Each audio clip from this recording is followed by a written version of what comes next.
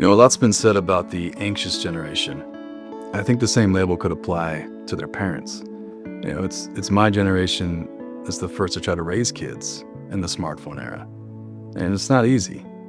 When your child does get a phone, if not a constant source of conflict, that phone is a constant source of your worry. And to stay on top of all the controls and the requests, it's a lot of your mental bandwidth. But the bigger issue is being robbed of time. As my teens get older, I see less of them. It's really just moments.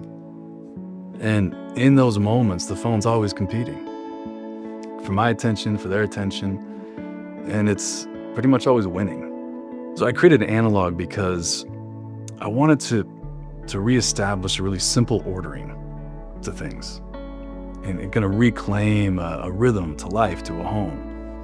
And by order, I mean just by default. The real world, the people in the room should be given priority. The phone should be subordinated. Whatever's happening on it, whatever's happening on the phone will be there. For us to give each other our attention, we have to put our phones down at the same time, even if you have more time on TikTok. That's part of the rhythm of life. There's times we should be gathered, there's times we should be at rest, but the phone has just flattened everything into one endless stream, an infinite scroll.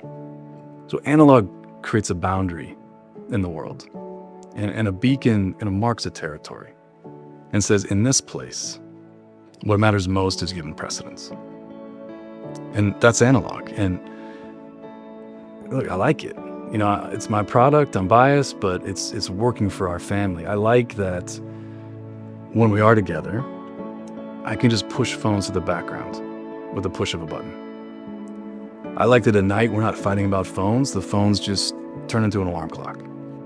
In other words, analog is helping my family use phones the way we want to use them, actually, instead of the other way around. We'd only had analog a couple days, and my 16-year-old comes in the bedroom, starts telling us about her day. I felt this urge, a really familiar urge to reach for my phone. Check a score, look at standings, check the news. I was going to listen to her, but, check email, read Slack, all those things.